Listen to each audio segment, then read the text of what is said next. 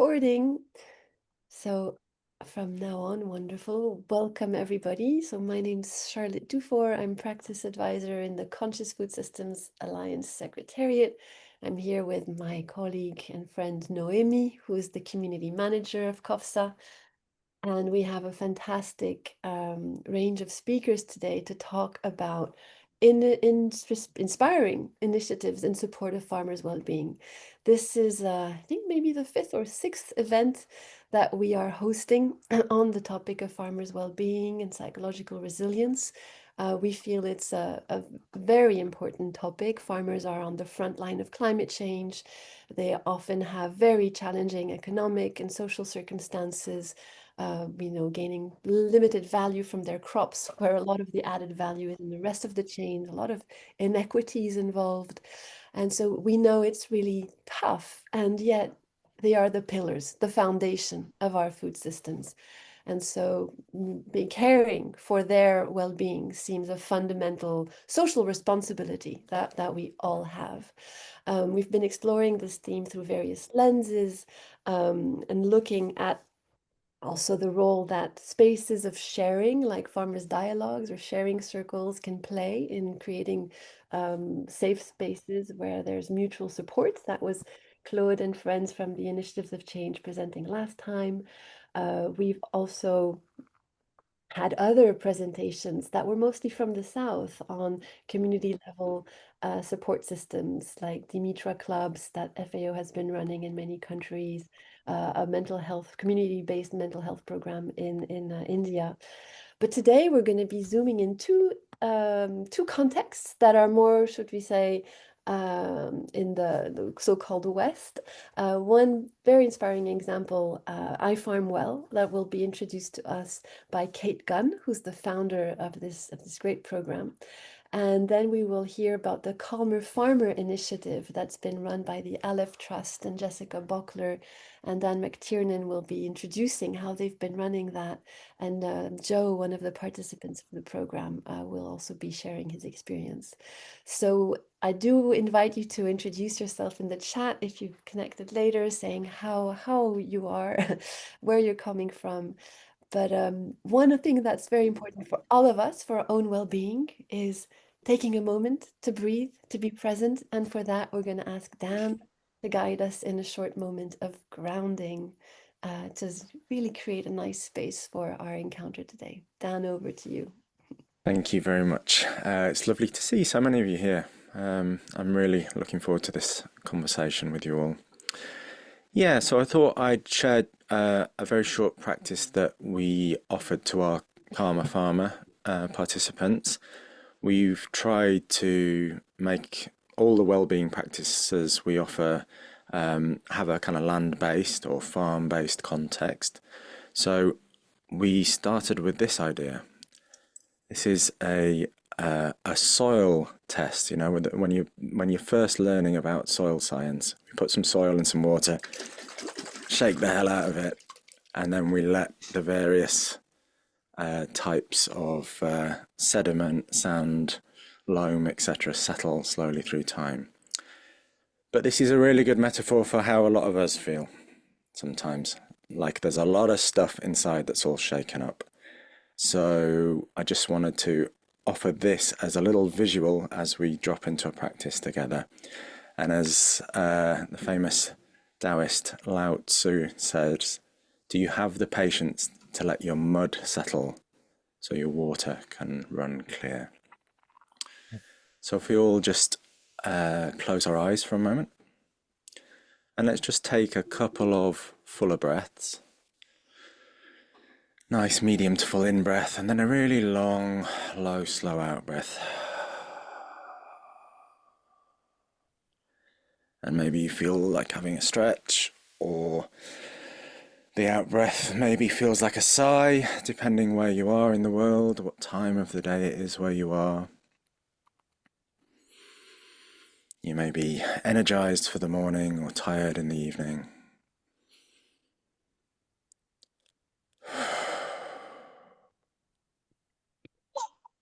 And really the invitation here is to just notice how muddy you feel inside.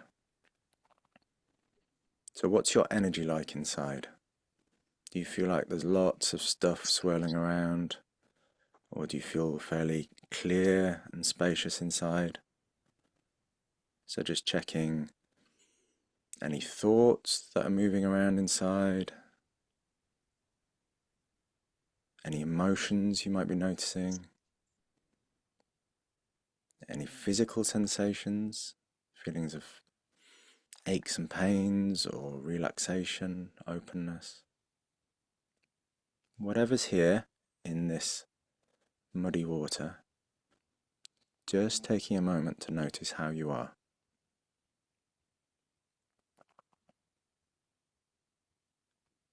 We don't need to do anything at all other than notice how we are, what's here.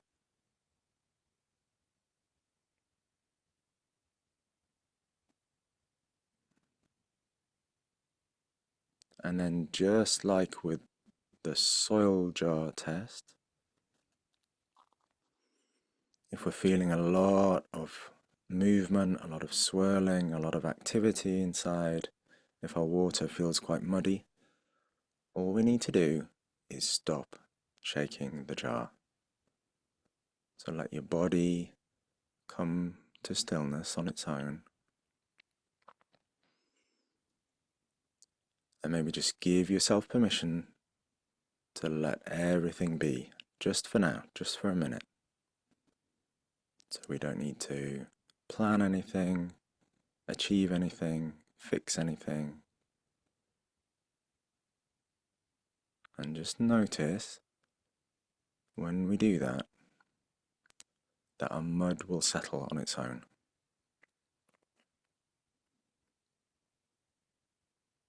And the magic of gravity and the magic of stillness just allows the energy to begin to flow downwards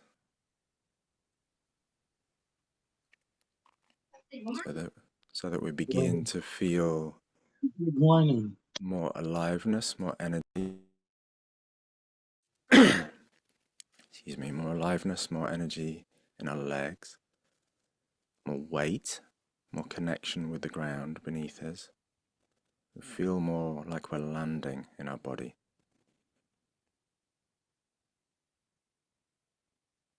And the more secure, the more present, the more grounded we feel in the lower half of our body. Maybe you begin to notice that the upper half of your body feels a little bit clearer, like the water is becoming clearer. There's a little bit more space. It's a bit easier to breathe and just to be for a moment. To just letting our mud settle all on its own. And just noticing how that feels in your body today.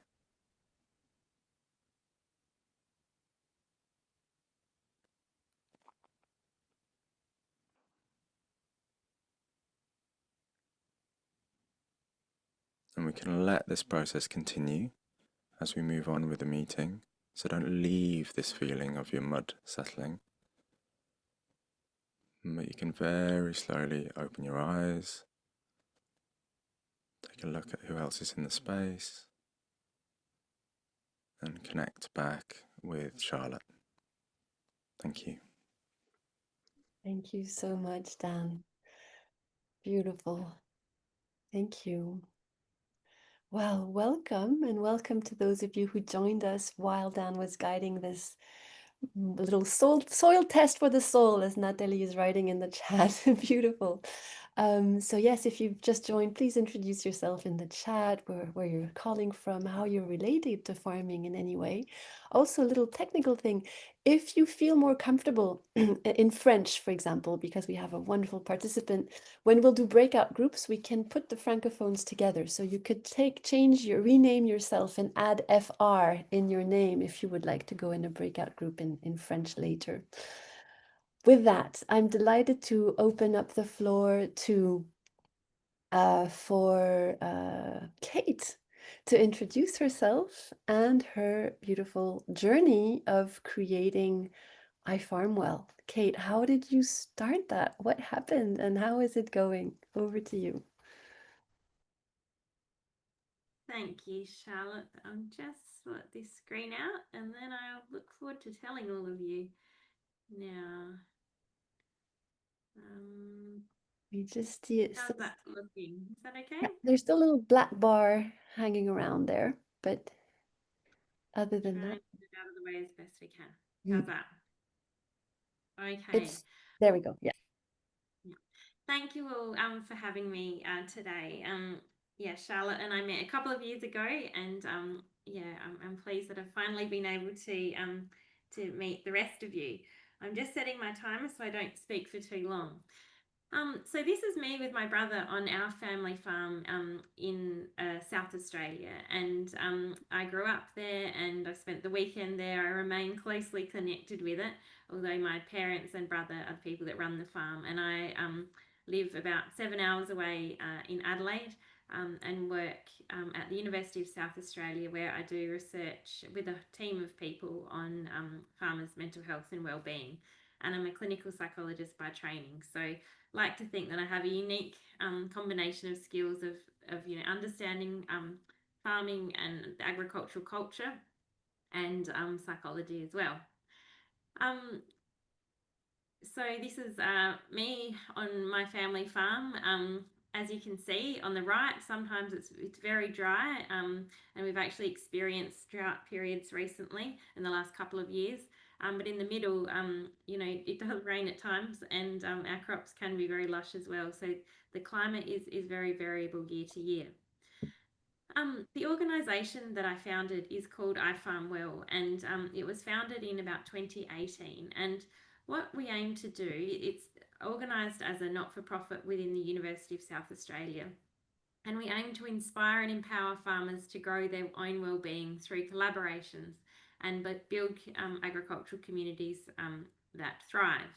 And the way that we do this is enable farmers access to evidence-based, farmer-friendly well-being education and support and research and evaluation and advocacy that is all designed with and specifically for farmers. And the reason we do all of this is because we want to address barriers to traditional forms of mental health help seeking. In Australia, obviously, distance is a big barrier, but attitudinal barriers are very significant as well. We want to provide evidence-based tools that help farmers to prepare to succeed, as well as manage well when they're distressed. We want to provide meaningful ways for farming community members to support each other and ultimately reduce the risk of suicide in at-risk farming communities. So I started research on farmers' mental health in about 2008, which happened to be a really bad drought period.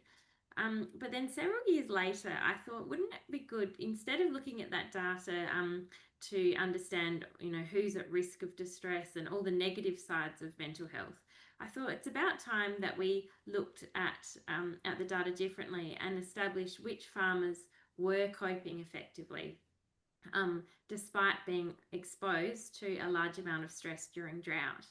And when we did that analysis, what we found was that if two farmers were exposed to the same amount of stress, the farmer that did not become distressed was the one at the top, and that's the person who managed to adopt acceptance as a coping strategies, and they didn't engage in behavioural disengagement. So essentially that means they didn't give up. So they focused their attention on what they could fix and they accepted and let go of what they couldn't control.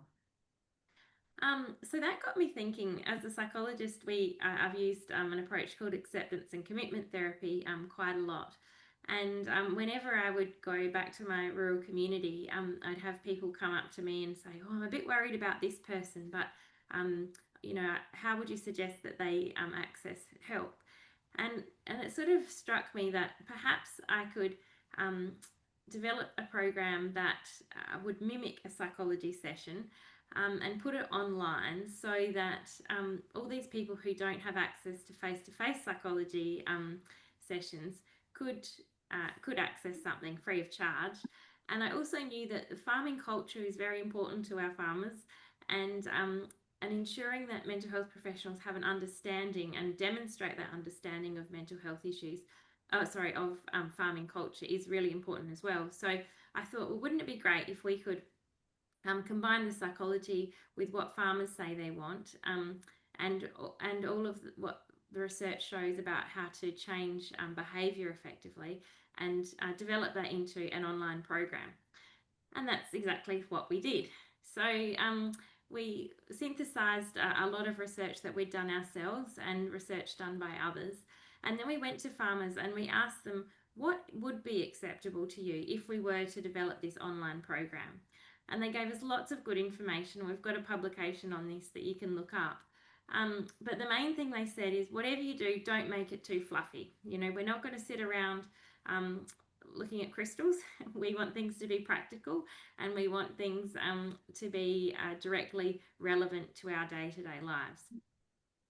And I'll just skip over, you know, they gave information on how they use the internet, how they want things to look, the language, all those sorts of things were things that we asked them about, and you can read about that online if you'd like to.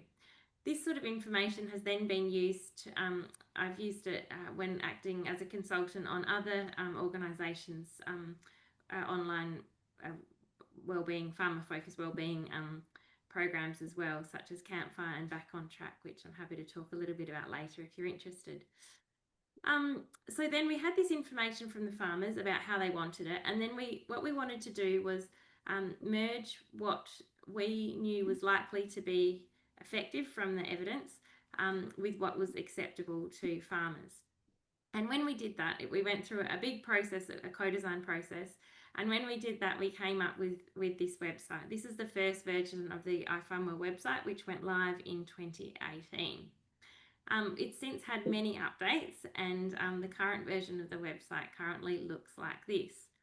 So the way that it works is there's 5 modules that farmers can work through in their own time, and you register, and then you answer questions, and then the information that follows is tailored depending on how you answer the previous questions. And then the program sends you personalised text messages to keep you focused on implementing those strategies into your life.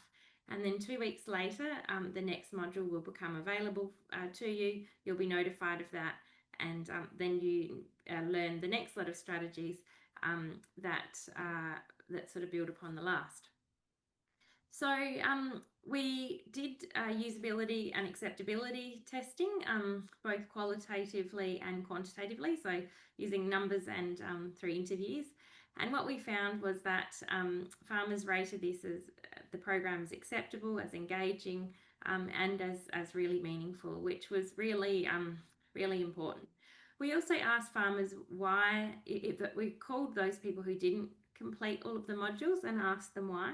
And as you can see, 86 people there said that it was because they were too busy, or they'd not got to it yet. So I think time certainly is a barrier. Even though each of these modules only actually takes about 30 minutes to complete, it's not a huge ask, but you know, everyone wants things as delivered as quickly and shortly as possible.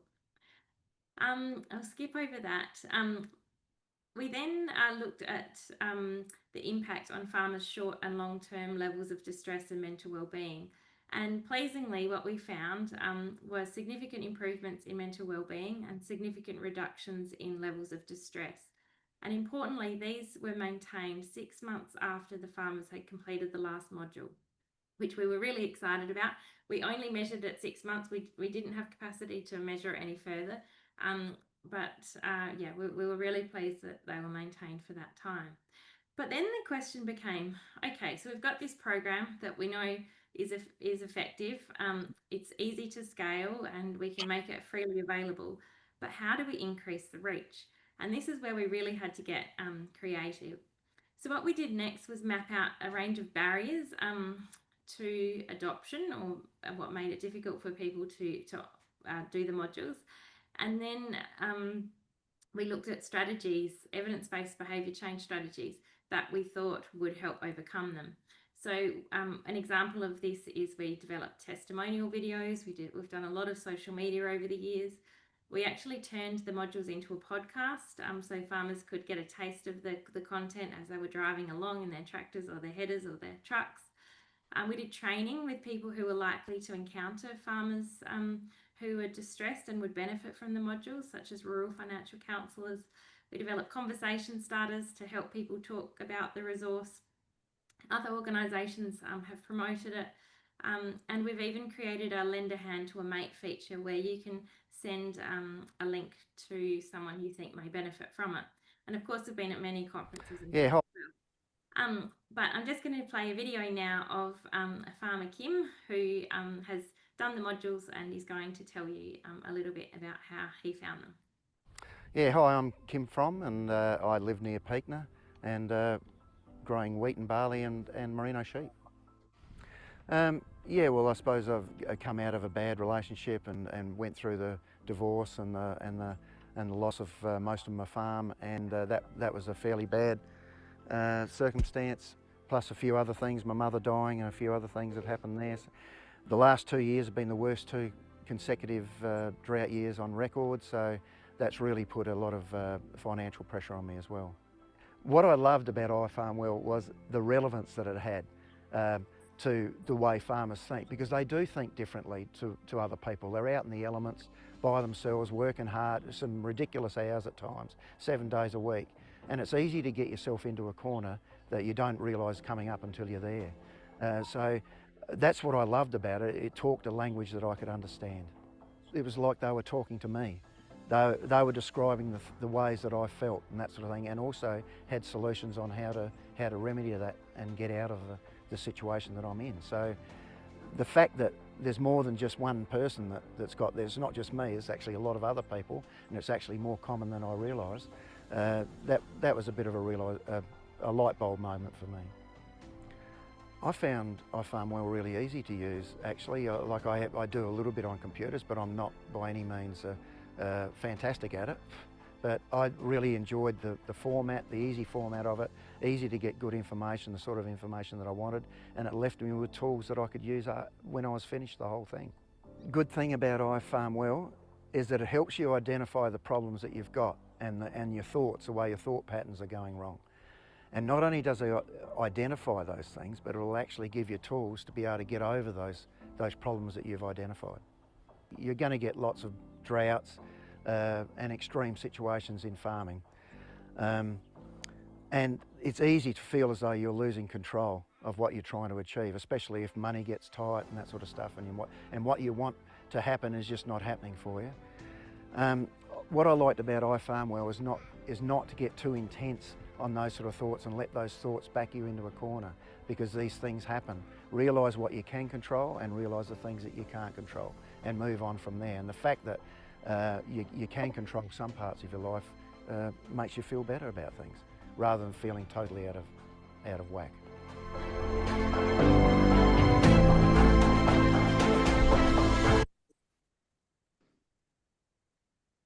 So, a big thanks to Kim for doing that video.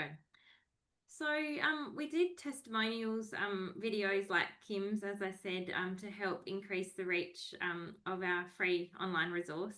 But particularly as a result after COVID, we found that engagement actually dropped off with our modules, and we're not really sure why that is.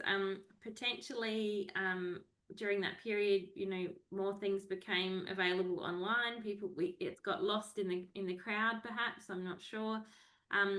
We suspect that our text messages have become less powerful because people are receiving a lot of different text message reminders and things, a lot more than they were when we first developed the program in 2018. But other organisations who have online programs tell me that they've experienced similar things. So we wanted to get creative about how we got these really important strategies and skills out to farmers, which we knew really could make a big difference to their lives.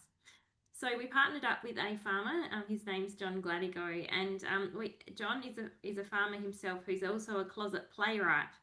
And with his community, he actually wrote a play that integrated a number of the iFarmWell strategies into it. and then his community have done dozens of productions of this show, dinner show, over the years. He's actually done 3 different versions of it over the years. The first one was based upon the top 10 tips that I could give him to help farmers improve their own well-being. The next one, I can't actually even remember what that one was based on.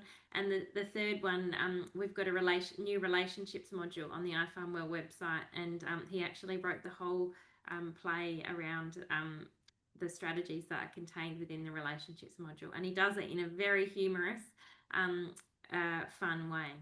So that's been a great success. Something else that we've done, at the end of each show, I will stand up at the end and ask people to identify one thing they're going to do differently as a result of seeing the show. And then we ask them to scan a QR code and set that goal for themselves. And then we send them text message reminders about what they've promised themselves they will do. And then we check in to see whether or not they have achieved that. And remarkably, it has led to a huge amount of behaviour change in our farming communities, which has been fantastic.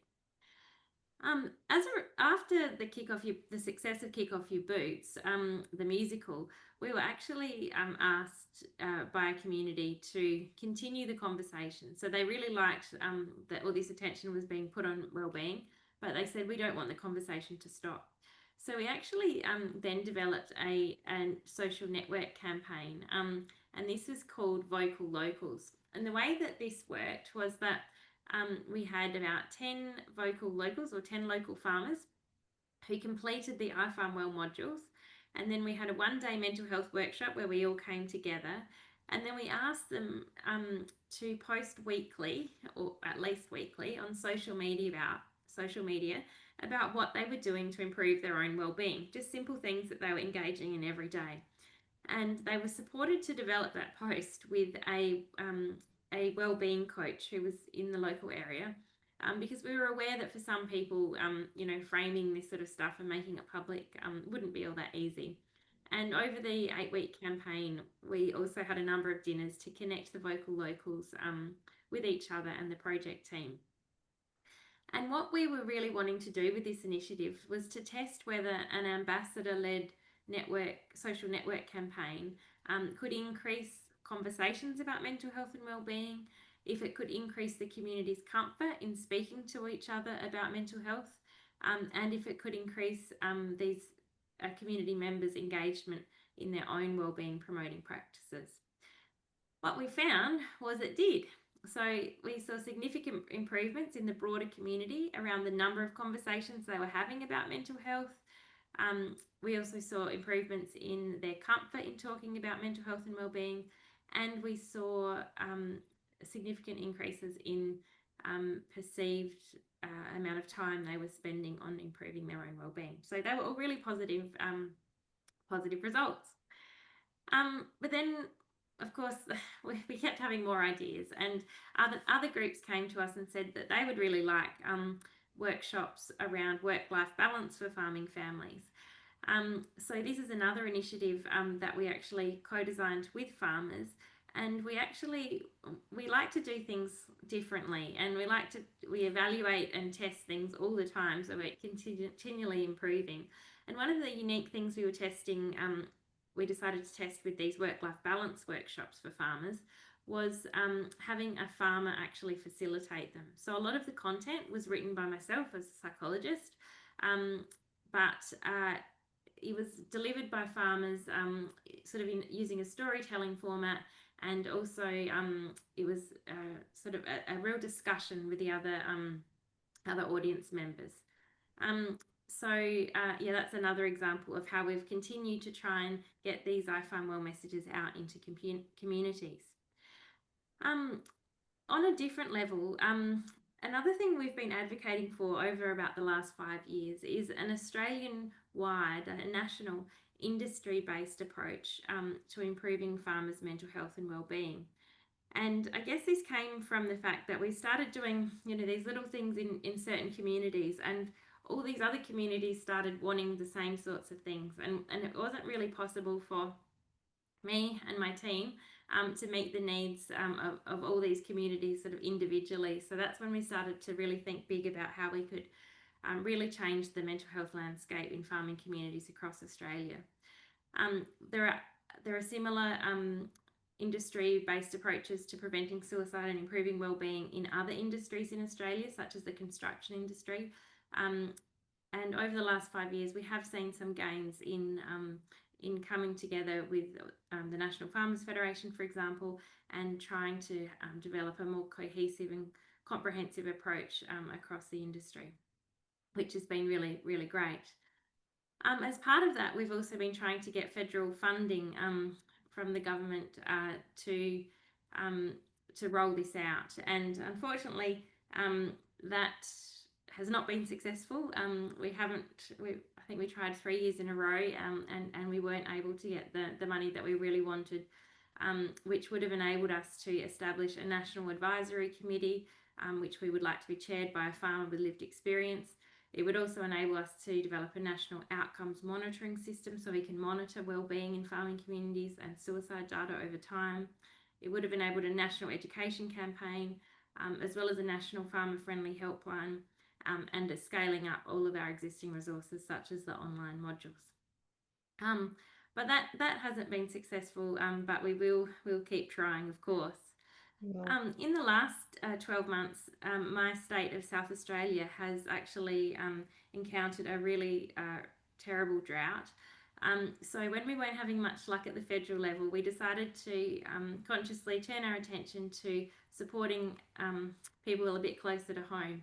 And in conjunction with a number of agricultural industry groups, we've just last week launched this new campaign called Weather It Together, which is around educating farmers about 4 key behaviours that they can use to improve their wellbeing. And you can learn more about it on if you go to weatherittogether.org.au. But again, this was co-designed with farmers using language that they relate to, and done in conjunction with agricultural industry partners. Wow. So I don't expect you to be able to read all of this, but but as you can see, it's been quite a long journey to get to where we are today. If you want to take a screenshot of it and read it later, you're more than welcome. Yeah, there's a number of other things along the way. But yeah, designing something, I guess, is the easy part. Getting it out there and into communities and ensuring it remains sustainable is the challenge. So I hope that's been useful to all of you. Thank you. Thank you so much.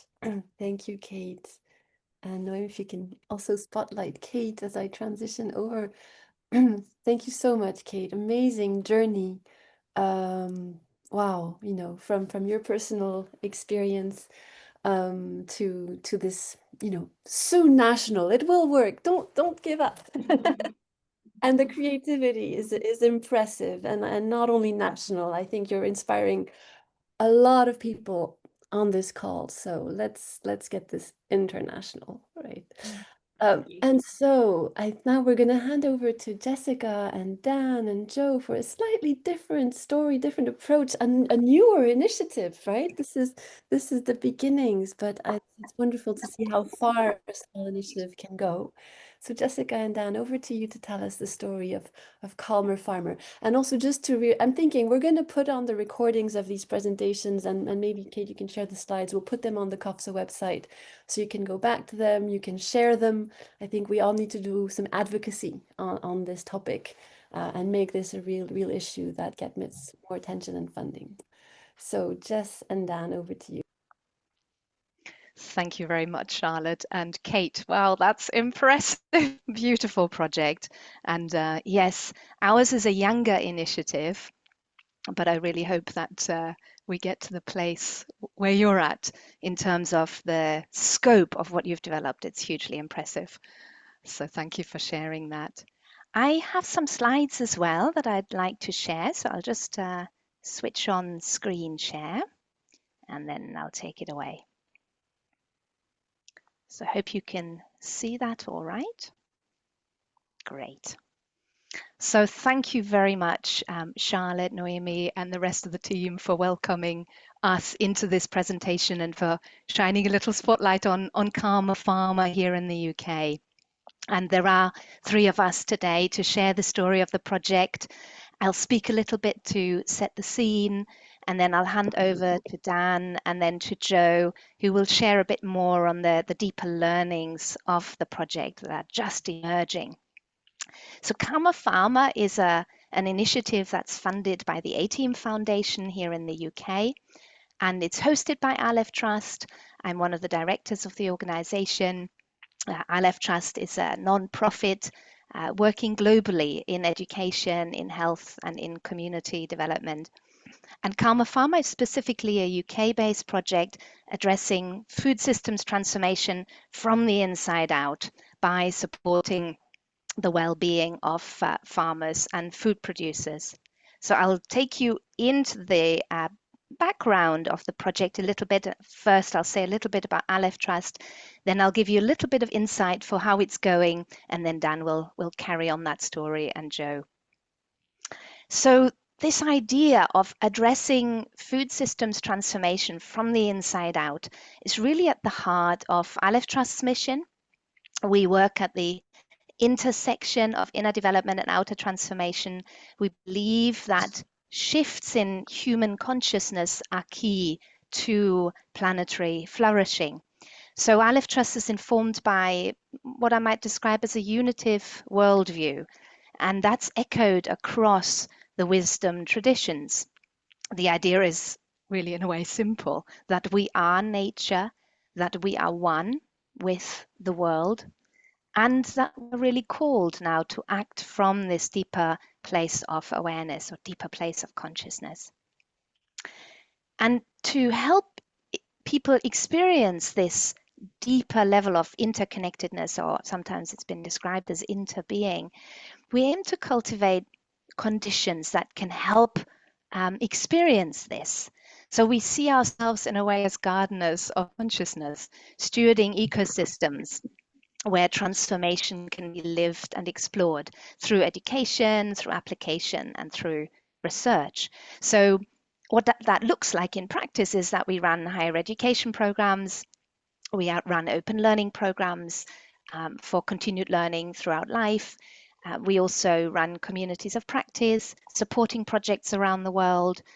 We seed projects, we incubate them, we accompany them through mentoring and research, and then we engage in storytelling really to shine a light on this work, to make it more visible.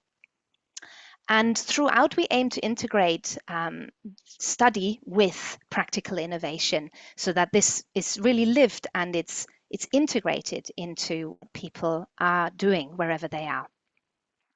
So in recent years, a partnership with Earthbound has come to the fore. This is Dan's and Johanna's, Dan and Johanna McTiernan's organization, Earthbound, working in food and farming and coaching and integrating land connection and all the threads that are dancing here into a tapestry, if you will. I myself have a background in the arts and in mental health, as well as in spirituality and psychology. And so together we wanted to explore how farming and food production can be revitalized right now, revitalized when we engage with land, with animals, with plants in ways that really deepen our connection and our reverence for life. And this is something that we all once had, perhaps, and then it got lost in some parts of the world. So there's something of a call to remember our deeper connection with nature. So we launched Karma Pharma in February this year. It's a young project. It's an 18-month pilot with a mixed methods design. And our guiding question overall is, how can well-being practices enhance this connection to self, to others, and to the land, helping us transform our relationships and our working practices? And Dan will say a bit more about the content we offer in a moment. But really, in a nutshell, we are exploring how meditative and embodiment practices can help us deepen our sense of self, feeling ourselves as part of nature, and then to see what ripple effects does that have. So phase 1 has just been completed. It involved a 10-week online course with 89 participants. many of whom were actually women and under 50, which is unusual for UK farming, where men over 55 dominate. So it was kind of heartening to see the women and the younger generations engage. But of course, we also want to reach the broader farming group, as it were. So there is a little bit of outreach work for us still to be done there. We've completed phase 1 and we've now moved into phase 2, and that involves a 7-month cooperative inquiry. It's a form of collaborative action research, which includes 18 people, so a much smaller group, including the researchers, and we're exploring together how these embodiment and meditative practices can be integrated and sustained in daily life, as you know, out on the farms, out on the field. So I'm going to move the slide forward here. I'm going to jump into the results of the first phase, and I'm going to let Dan tell us more about the content in a moment. But yes, in a few words, the outcomes of phase 1 really demonstrated improvements already within a fairly short space of time. We're talking within 10 weeks and even less in part. Improvements in well-being, embodiment, and presence. You can see that we used a number of tools to measure well-being, embodiment, and presence. You have them on screen here. The Warwick and Edinburgh Mental Wellbeing Scale, a multidimensional assessment of interoceptive awareness, which is really all about embodiment and sensing our bodies really from the inside out, really feeling deeply, and then also extending that feeling towards the land. Can we actually feel our connection to the land, to nature? And then also sensing into human and nature connection more broadly. And the improvements showed, demonstrated were significant across all measures, but particularly embodiment showed the strongest gains. And the highest scores were among participants between 30 and 50. And most of the participants also came from England. And I said earlier on already, we really want to broaden our reach. And we also found that these results were already achieved within 6 weeks of joining the course. So it wasn't even that people needed to take the full 10 weeks, but that by the halfway point, by 5-6 weeks, people were beginning to experience shifts in embodiment, in presence, and in that sense of connection. Here are some of the qualitative results that emerged from this phase 1, giving you a sense for how it felt. We asked, what changes have you noticed in yourself and in your relationships? And people highlighted to us how they felt a greater sense of community, a sense of a shared journey with other farmers. There was a sense of improved emotion regulation. One person said, I take moments now to breathe and to look at the sky. And it was really these micro moments that enabled a shift. Lots of micro moments, when we've got these little moments, they add up to something bigger. There was a sense of enhanced embodiment, connecting to oneself. Movements, small movement practices really helped people to notice more, to be their own experience, their experience of themselves and of others. And people also started using practices at work and beginning to receive positive feedback. One person said, I've realized how to respond with care and without rushing. And it's not that this person wasn't caring before, but it was more that there was the sense of how to bring a greater groundedness into work and into the working relationships. So to not forget that when you enter into daily work. The sense of rhythm helped to encourage a deepening of practice, and overarchingly there was a sense of empowerment and confidence and purpose that people spoke of. And at this point, I'm going to hand over to Dan to flesh out those deeper learnings a little more. Dan, over to you. Yeah, thank you very much. Yeah, I'm Dan McTiernan. I'm a coach, as Jessica said. I work mainly specifically around embodiment and presence, supporting people to make positive change in their life. But I also come from a background in land-based projects. I've been working for the last 2 decades in permaculture and have been involved in lots of businesses and food and land-based projects over those years, from community food growing initiatives to organic bakeries. I spent 5 years working as a olive and almond farmer. So I've been kind of dipping my toe in the world of food and farming and have a great love for it. And I have also had the experience of the toll that that can bring. I've had my own kind of health issues around burnout, and a period almost a decade ago now of fairly severe illness, in which, after lots and lots of trying hard, trying to make the world a better place, doing the day-to-day work of this kind of intense lifestyle of food and farming, to my body saying, no, we're not doing that now, you need to stop.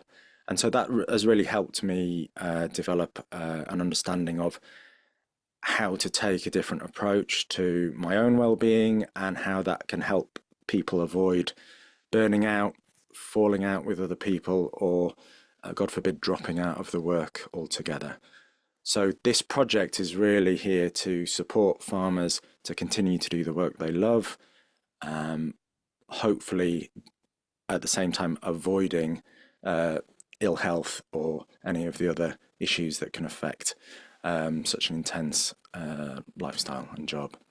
So the project, as Jessica said, in 2 phases. The first one is this 10-week course.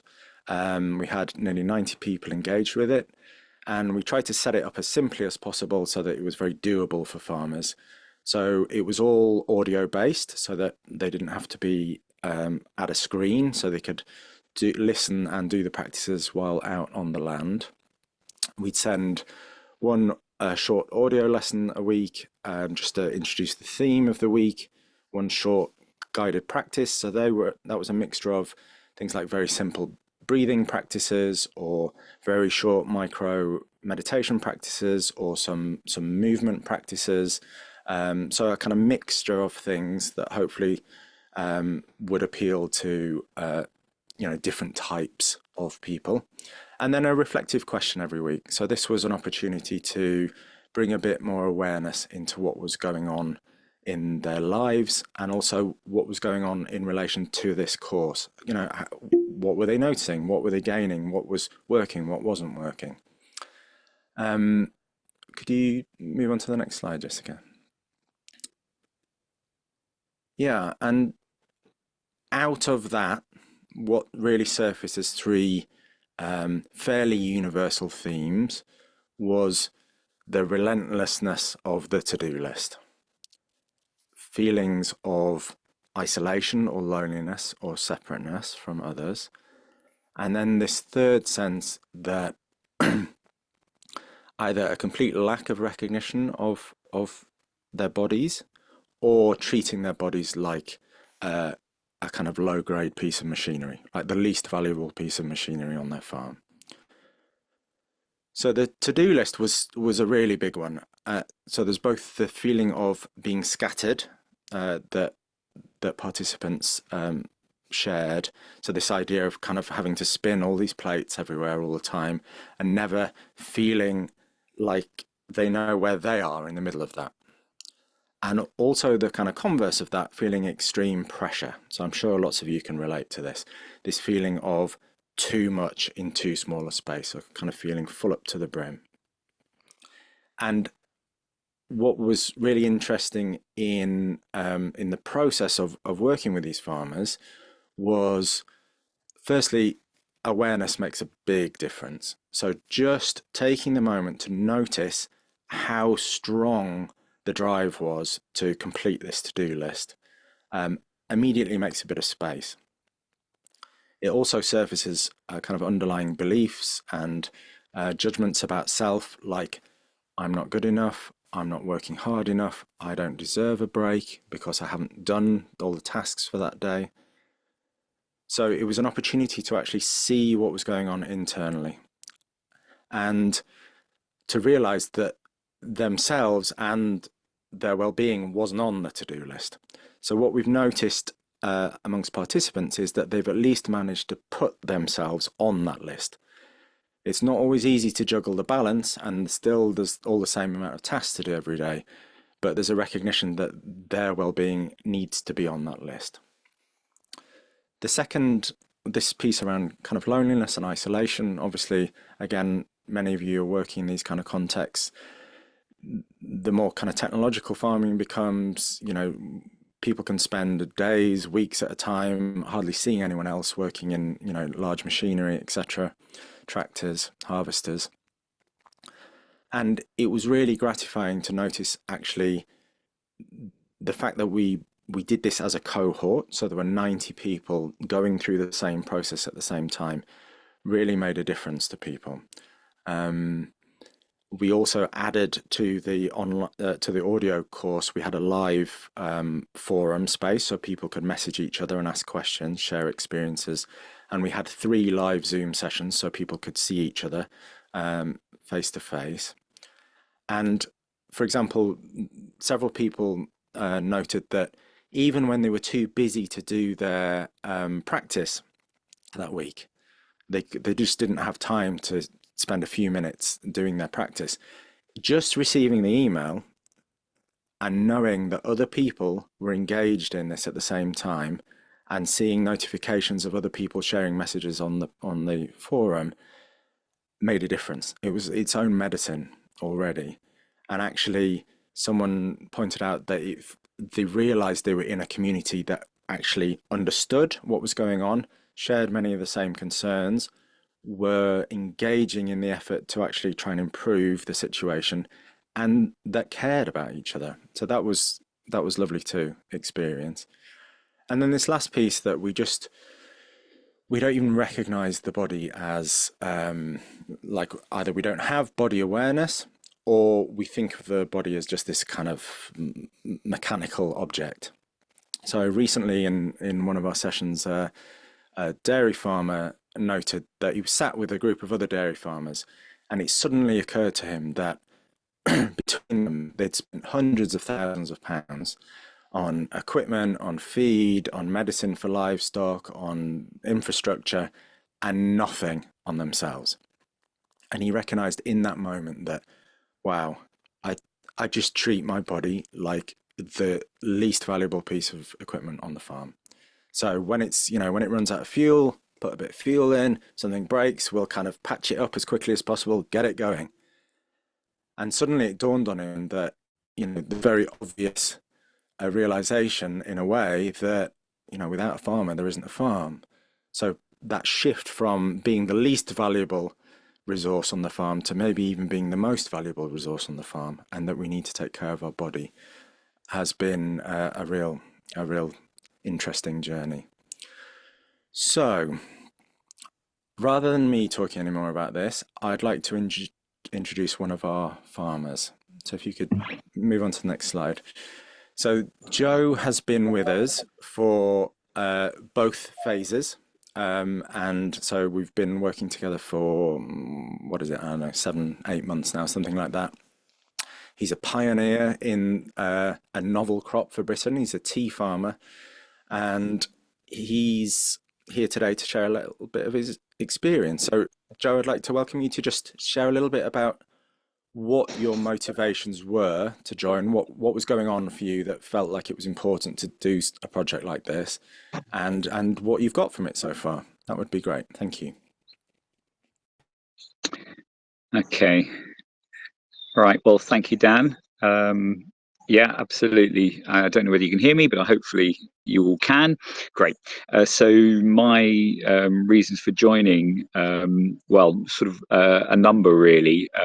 I could see within me that I needed to be restabilized. My sort of emotional state was one that was sort of yo-yoing around, and but I suppose I first heard about the course from a flyer my wife picked up from a agricultural conference in January of this year, and I was informed about it by our social media networks. We sort of follow certain agroecological forums, and I suppose I was aware of the isolation. My previous life before farming was in public health, so I had an awareness that there was a lot of isolation, high depression and suicide levels amongst farmers, and I just felt, very grateful that there was something being specifically targeted for farmers in the UK. It was free, which is helpful, because going back to what Dan was saying, I was happy to spend money on equipment, but there's no way I'm going to spend any money on myself. I clearly have not really valued myself very much.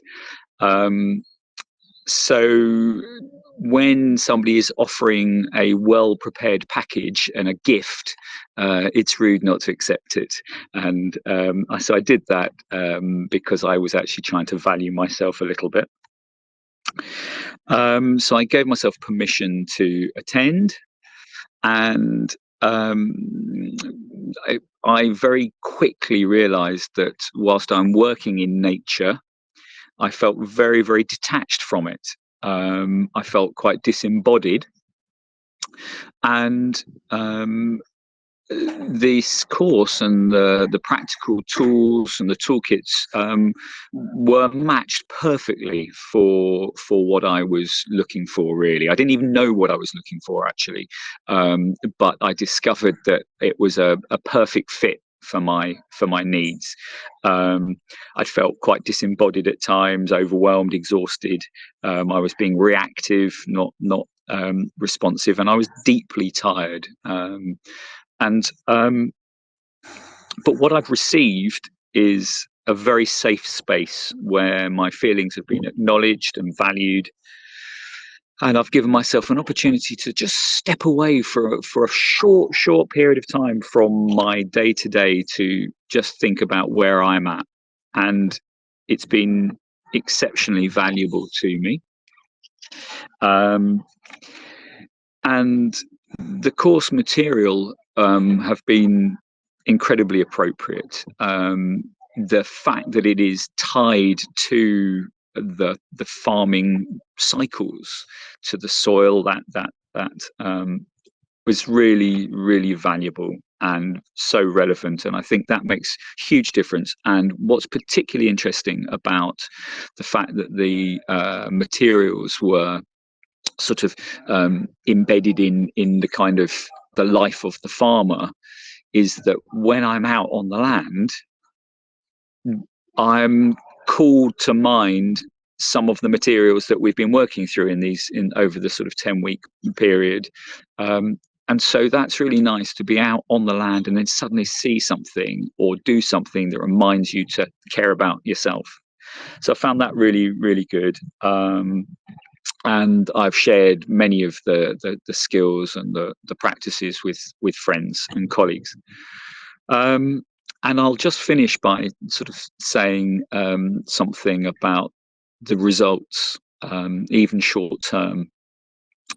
I stepped away from one of our practice sessions and moved from my little farm office and into the house. And my wife said to me, "Who is this new, younger looking farmer that stands before me?"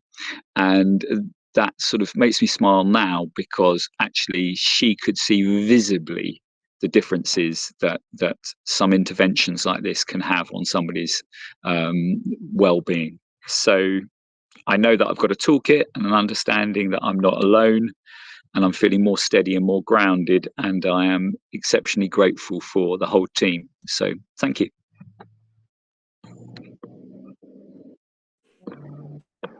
Thank you so much, the three of you.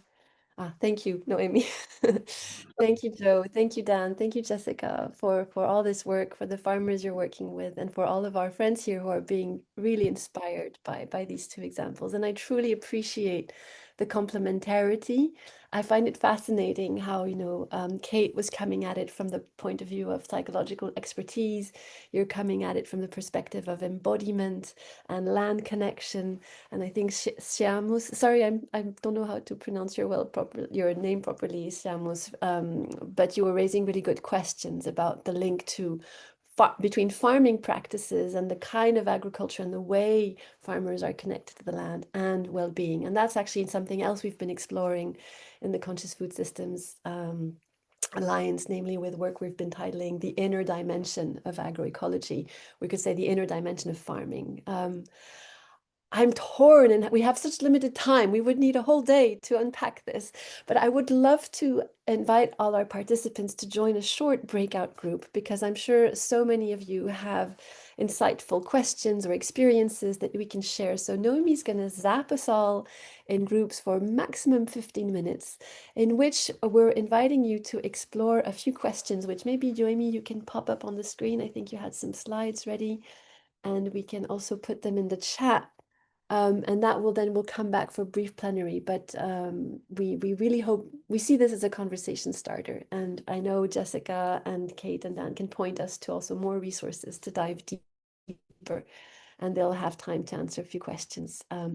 So Noemi, I think you're going to pop up the questions, and I'm going to also put them in the chat. So yes, what stood out for you from these presentations? Do you have experience of similar programs, or are they actually super rare? And how can we make them more available to as many people as possible? And I've had already before the call, and I see some questions here. Many of you are living in Africa, and there's that question: how can we bring this to our African audiences, including in limited internet connection settings? So with that, and we'll all be spread, the speakers will be spread in different groups, so you'll also have chances to ask questions there. And so yes, let's go in those groups and we'll be back at 20 past max. Thanks again.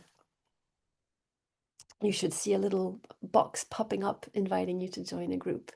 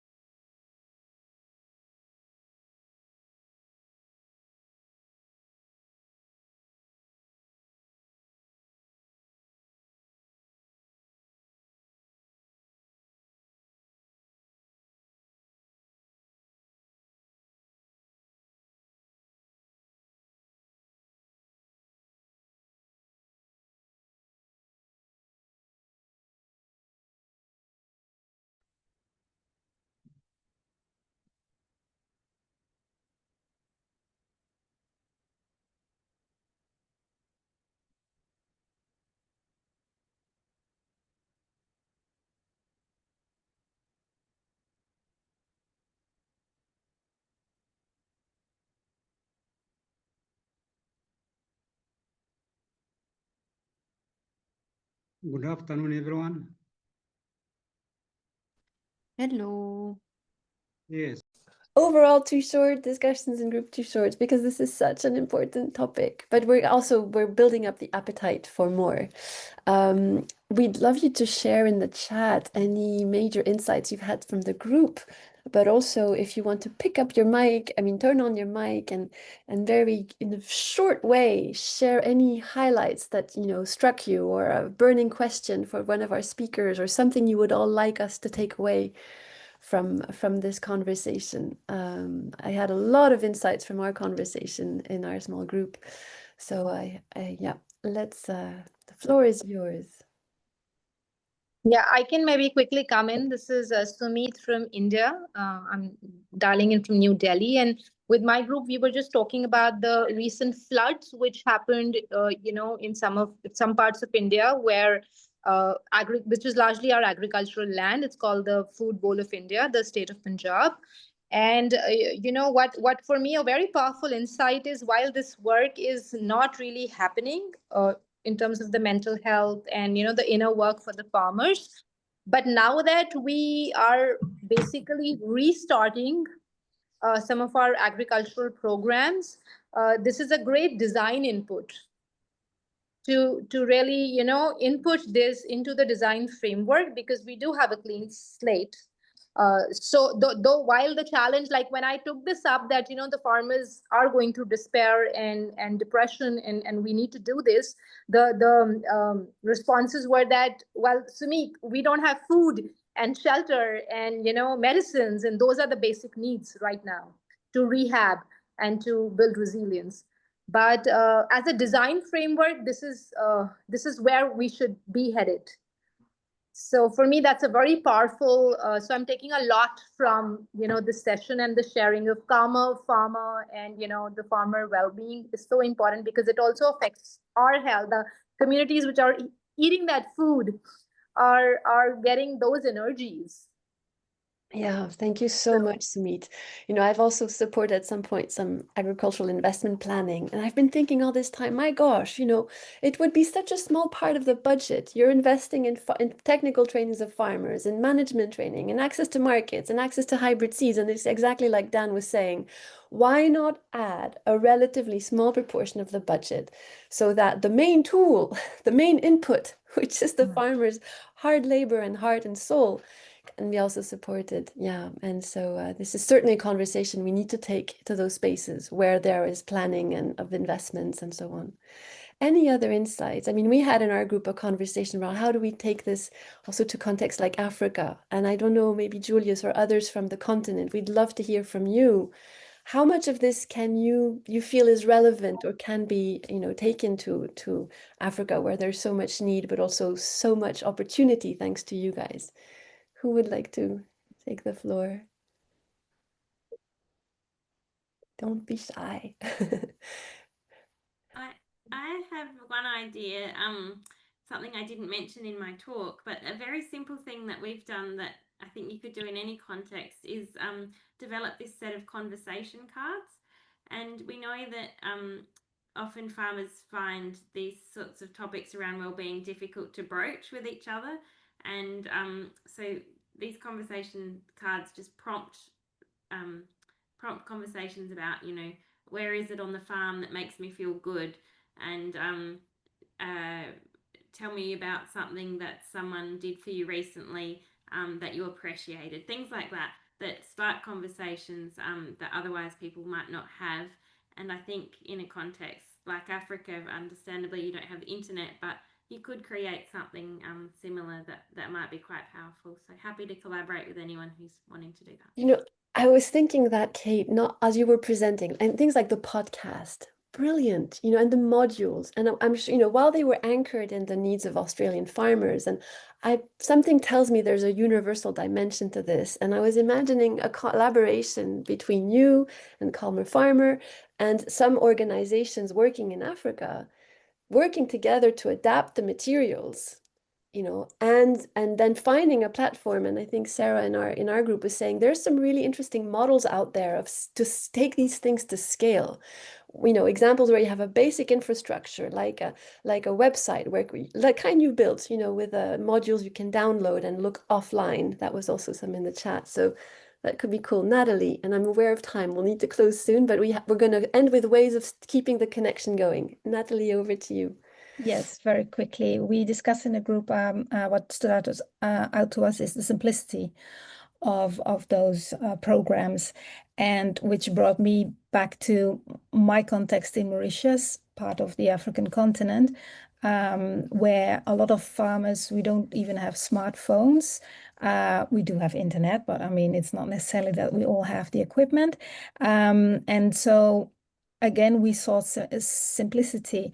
And for us, it was really about bonding over what we have in common.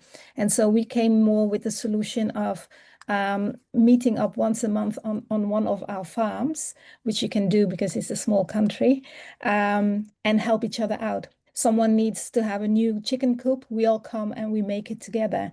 Bring and share. We share a meal. It's a social moment because we are isolated. We need to see each other, exchange seeds, exchange knowledge, exchange equipment. So it's again, simplicity, but very direct and very useful. So that could be something that could be applied somewhere else as well. Beautiful. Thank you so much. It's 2 minutes before we end. I'm going to, Noemi has put in the chat something, and maybe you can pop up the slide very briefly, Noemi, on how we can stay in touch. We have a few recordings of previous sessions that are also interesting, in particular ones from the session with examples from India and Africa that I'm going to type in the chat. We have interesting report with interviews of farmers on the inner dimension of their practice and how they are, you know, healed by their own farming practice. And so that's also an important part.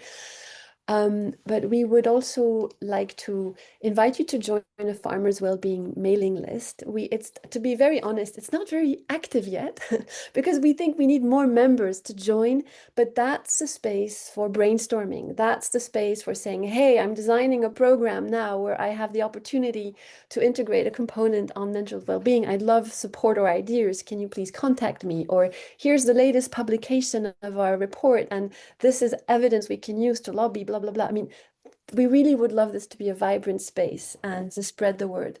Also, help us identify organizations you think we should reach out. I think Sarah in our group had suggested there's a whole network around well-being that has international conferences and these, you know, making those connections.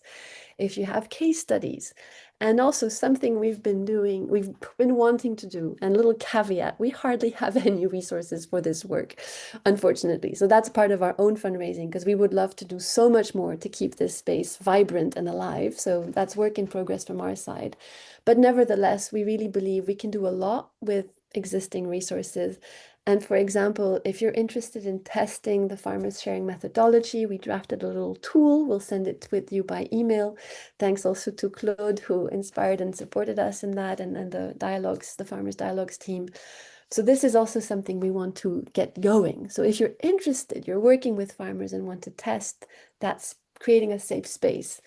We'd love to be in touch.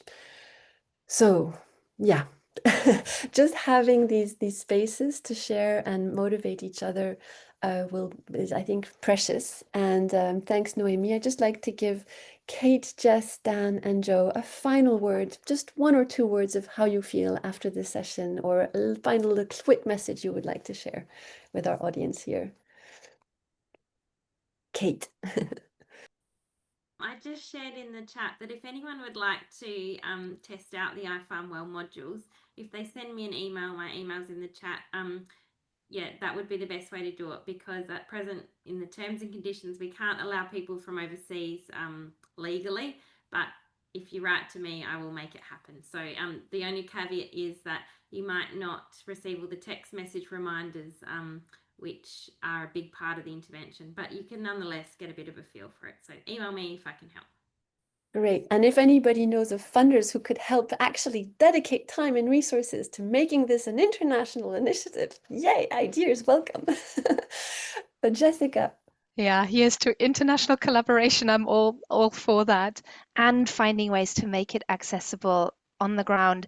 And I saw the note about farmer radio and finding other ways of spreading the word. And I want to mirror back its simplicity. Actually, it doesn't need to be really complex or technically difficult. You know, sitting in circle under trees, sharing moments of practice is the way. And then from there, things can grow. Thank you. Thank you very much. Dan. Yeah, I just wanted to say a big thank you to everyone. It's been a real pleasure, and already I feel like I've just in our breakout, just learning a lot of different contexts, people already kind of working in this way, or people taking some of these ideas and already kind of playing with them. How could this work in this context? So I feel like I learned a lot from Kate, so very appreciative of her. And yeah, thank you. It's been a pleasure. And I hope we can stay in contact and develop this together. Thank you so much. And I'm seeing also comments in the chat really about, the type of farming and the role of agroecology as also a key strategy for farmers' well-being. We have a beautiful video that I think I have the link up here. That I don't know, it's here.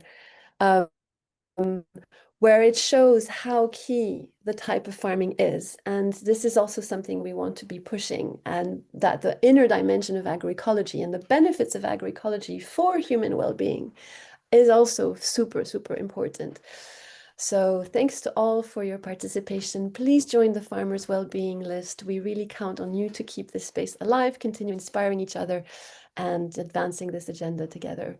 Thank you. Thank you, everyone. Thank you. Thank you. Thank you. Thank you. Have a good night. Thank you. Thanks, you. everyone. Thanks, See you everyone. next week. Thank you. Lovely. Bye. We enjoyed